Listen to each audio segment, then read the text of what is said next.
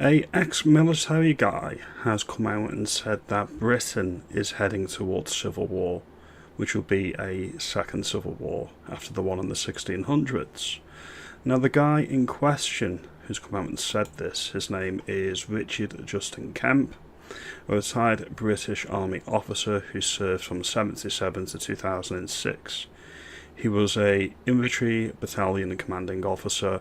Among the assignments was Operation Fingal in Afghan from July to November 2003.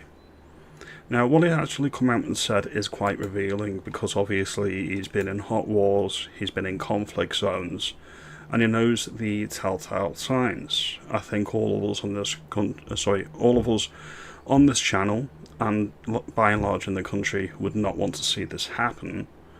But if you've got military people calling this out and saying this is where we're headed, and this is due to weak leadership from politicians, we need to pause and take note. No government, either the government now or no prospective government of the UK. When he says no prospective government of the UK, do you think he's critiquing Reform UK? Do you think his comments are aimed directly at Reform UK and their wet response to Islam? Or do you think he's just saying in general? Has the guts to stop it. If they want to take strong action to prevent the Islamification of the UK, then it's going to mean big trouble for them. They don't want trouble. They look 4 years ahead. They will kick the can down the road to somebody else. And I think the end result of that is very likely to be civil war in Britain.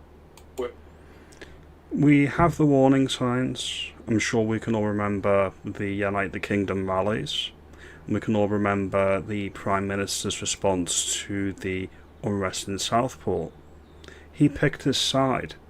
He sided with the minorities. He didn't side with the indigenous native people of these lands. Now, if we had a right of centre government in politics and they were dealing with civil law due to weak political leadership, do you think they would be on the fence policing both sides, or do you think they would come down hard and fast on the side that they find more problematic and easier to suppress? The indigenous physical civil war. Actual civil. I'm not talking about the American Civil War. No. I'm talking about something more like Northern Ireland, but on a much more intensive scale, where you have the indigenous British and the some of the immigrant population and the British government all on three different sides fighting against each other. And if I'd be very surprised if that doesn't happen, because there's no prospect of the government, any government today, stopping this from occurring. So we'll leave this here. Mass deportations would be a clue. Those who have not assimilated to British life or culture shouldn't be in the United Kingdom. We don't have any need to accommodate the whims of foreign or alien cultures.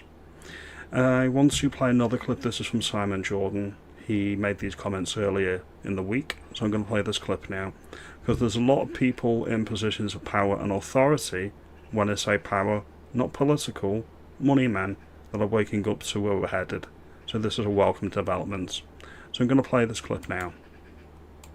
Isn't colonisation, but the underlying message and the underlying sentiments, and we can zero in on the colonisation side of things, and I make the point again, right?